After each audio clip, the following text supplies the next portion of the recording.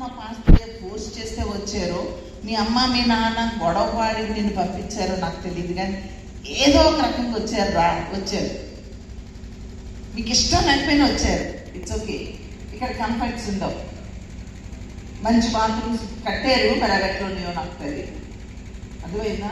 లేకపోతే పడుకోవడానికి సరైన ప్లేస్ ఉండదు, మన రూమ్ మనకు ఉండదు, మన మంచం మనకు ఉండదు, అదేవిధంగా మన చాప మనకు ఉండదు, మన పరుపు మనకు ఉండదు, ఫ్యాన్ ఉండదు, గాలి ఉండదు, ఈకలు ఉంటాయి, దోమలు ఉంటాయి, అబ్బా చిరాకు అంత గందరగోళం ఉంటుంది. అయినా పర్లేదు.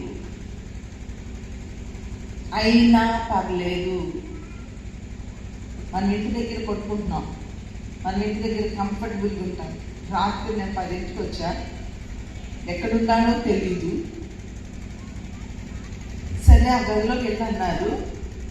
ఆ గదిలోకి వెళ్తే గాలి ఉంది, చీమలు పుట్ట, మొత్తం అంత వీడియో తీసి చూపిద్దును. నేను మళ్ళీ అనుకున్న తీయాల్సింది వీడియో తీయాలని.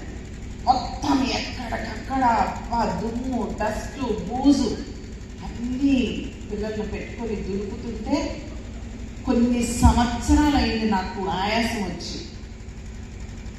అలాంటిది బెంగళూరు వెళ్ళాక 2001 నుంచి నాకు ఆయాసం పోయింది.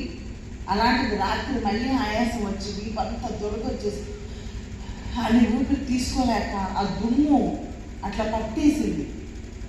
నేను అనుకున్నాను ఎక్కగలుగుతాను, లేకపోతేనే అనుకున్నాను. అదంతా ఏదో యాక్స్ ఆయిల్ ఏదో ఉంటే మొత్తం పూసుకొని తలంతా పూసేసుకొని వాళ్ళంతా పూసుకొని ప్రేయర్ చేసుకొని కొట్టుకుంటే మామూలుగా లేసైపోతుంది.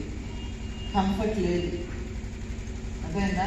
మా ఇంట్లో నాన్నగారు చెప్తారు ఎప్పుడు, ఎటు తిరిగినా ఎంత వెతికినా దుమ్ము కనపడుతుంది. ఎక్కడన్నా వెతుక్కోండి, దుమ్ము కనపడుతుంది. ప్రతిరోజు దుమ్ము దులుపుకుంటాం, అంత శుభ్రంగా మెయింటైన్ చేస్తారు. కానీ ఇక్కడికి వచ్చాక మొత్తం దుమ్ములోనే దొరుకుతారు, ఇష్టంగా దొరుకుతారు,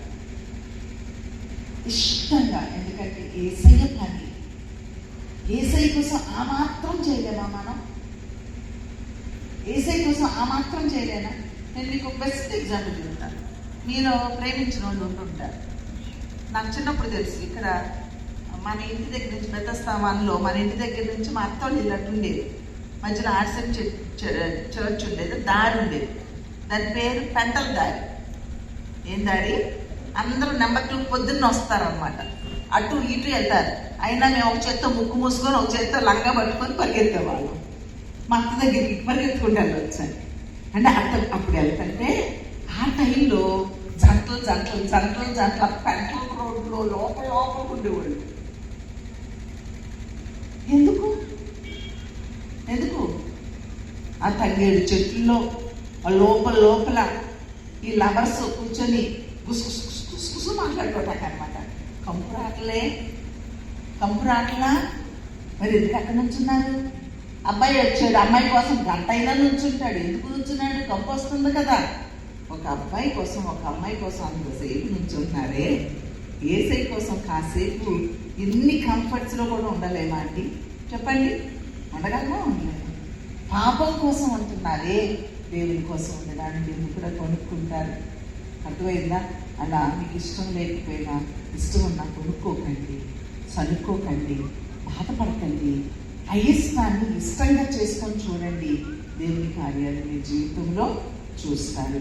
కానీ మీరు ఏ మనసుతో వచ్చారో నాకు తెలియదు, కానీ తప్పు చెల్లి దేవుడు మాత్రం నీతో మాట్లాడాలని, నీ హృదయాన్ని సరిచేయాలని, నీ వస్త్రాల కంటే, నీ దేహము కంటే, నీ ప్రాణం కంటే విలువైన నీ ఆత్మను దేవుడు రక్షించాలని కోరుకొని దీని వెనకాల ఎంతోమంది కష్టించి పనిచేసి అట్లీస్ట్ మీకు ఈ కంఫర్ట్స్ని ఇవ్వడానికి ప్రయత్నం చేసినందుకు దేవుని వందనాలు చెల్లించుకో.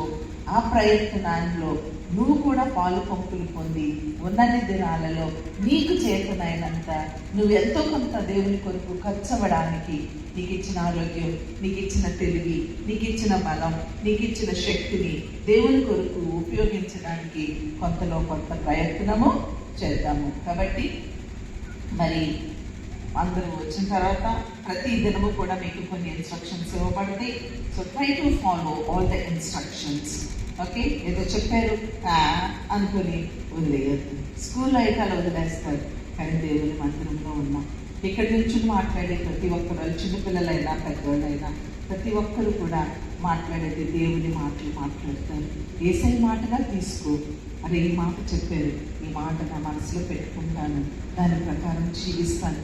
ఒక్కొక్కసారి అనిపిస్తుంది, వద్దు, నేను మంచిగా ఉండాలి, నాకు విలువైంది. సైతాను నన్ను డీవియేట్ చేయడానికి చూస్తుంది, కానీ నేను దేవుని మాట వింటాను అని నీవు దేవుని అప్పగించుకున్నట్లయితే దేవుని కార్యాన్ని మీరు చూస్తారు. కాబట్టి మీ హృదయాన్ని సిద్ధపరచుకోండి, మీ మనసును సిద్ధపరచుకోనండి. మేము మ్యాక్సిమం మీ మనసులో ఏంటో మాకు తెలియదు, మీరు ఫ్రీగా ఉండవచ్చు, మాకు భయపడక్కర్లేదు. అర్థమైందా? అక్క అని భయపడద్దు, అన్న అని భయపడద్దు, ఇక్కడ ఎవరికి భయపడద్దు. మేము మీలాంటి మనుషులమే. అర్థమైందా? మీకంటే మేమేమి ఎక్కువ కాదు, మీరు మాకంటే తక్కువ కాదు. ఏదో ఆధ్యాత్మికంగా కొంచెం పైన ఉన్నాము కాబట్టి మాట్లాడుతూ ఉన్నాం. మీ హృదయం పంచుకోవడానికి, మీరు మాట్లాడడానికి, మీరు మాతో ఉండడానికి, మాతో కలిసి ఉండడానికి నేను చెప్పాను. నేను జనరల్గా చాలా శుభ్రంగా ఉంటానని చెప్పాను కదా. ఇక్కడ వంట అది తినాలంటే నాకు కొంచెము అమ్మో అన్న నీట్గా ఉంటుందా లేదా, శుభ్రంగా చేస్తారా లేదా, నా ఆరోగ్యం పాడైపోతుందేమో అనుకుంటూ ఉంటాను. కానీ ఈరోజు మా పిల్లలతో చెప్పాను, ఈ రోజు నుంచి నేను కూడా ఇక్కడే భోజనం చేస్తాను అని చెప్పాను. అర్థమైందా? So we have to come down. Okay, మనము అన్నిటికీ అలవాటు పడడానికి, అన్నిటికీ అడ్జస్ట్ అవ్వడానికి, మనల్ని తినకుండా ఉండగలను కానీ మురిగ్గా ఉన్నది తినలేను. అయితే ఇక్కడ చాలా శుభ్రంగా చేస్తున్నారు, చాలా టేస్టీగా చేస్తున్నారు. నేను నిన్న వస్తూ కారులో భక్త సింగ్ గారి వాళ్ళు సహవాసం వాళ్ళు ఒక ఆయన చెప్తూ ఉన్నారు. ఆయన ఏం చెప్తున్నారంటే, వాళ్ళు సాంబార్ పెడతారంట ప్రతి ఆదివారం. కొన్ని 50,000 మందికి కూడా ఏదో మీటింగ్ పెట్టినప్పుడు 50,000 మంది పైనే వస్తారంట.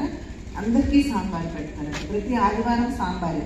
మనకులాగా అన్ని కూరలు, వెరైటీలు, పచ్చళ్ళు పెట్టరు, ప్రతిరోజు సాంబారే. అని ఆయన చెప్తూ ఉన్నారు, సాంబారు ఉడికి మన ప్లేట్లోకి వచ్చి మన నోట్లోకి వెళ్ళేటప్పటికి ఆ సాంబారు మినిమం 7 సార్లు ప్రార్థన చేయబడుతుందట. ఎన్నిసార్లు? 7 సార్లు. కూరగాయలకు వెళ్ళేవాడు ప్రార్థన చేసుకుని బయలుదేరతాడు. కూరగాయలు కొన్ని ఆటోకి ఎక్కించేటప్పుడు ప్రార్థన చేస్తాడట. కూరగాయలు కడిగేవాడు ప్రార్థన చేస్తారు, కూరగాయలు తరిగేవాళ్ళు ప్రార్థన చేస్తారంట, వండేవాళ్ళు ప్రార్థన చేస్తారు, వడ్డించేవాళ్ళు ప్రార్థన, తినేటప్పుడు ప్రార్థన చేస్తారట.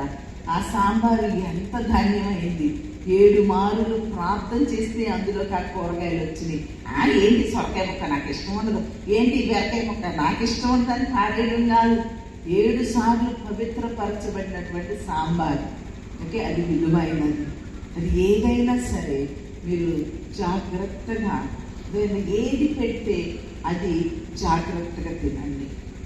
మీ ప్లేట్లో ఒక్క మెతుకు, ఒకసారట ఆయనే చెప్పారు, భక్త సింగ్ గారు, ఆయన వడ్డించిన తర్వాత అందరూ వడ్డించేసుకొని తిన్నాక విస్తరలు ఉంటాయి కదా, ఆ విస్తరి తీసేటప్పుడు అందులో మిగిలిచ్చేస్తారు కదా మనలాంటి వాళ్ళు. ఆ మిగిల్చినవి అన్నీ ఒక దానిలోకి తీయమన్నారంట. ఒక దానిలోకి తీసేసిన తర్వాత ఆయన శిష్యులు అందరూ కూర్చొని ఆ మిగిలించింది తింటున్నారంట.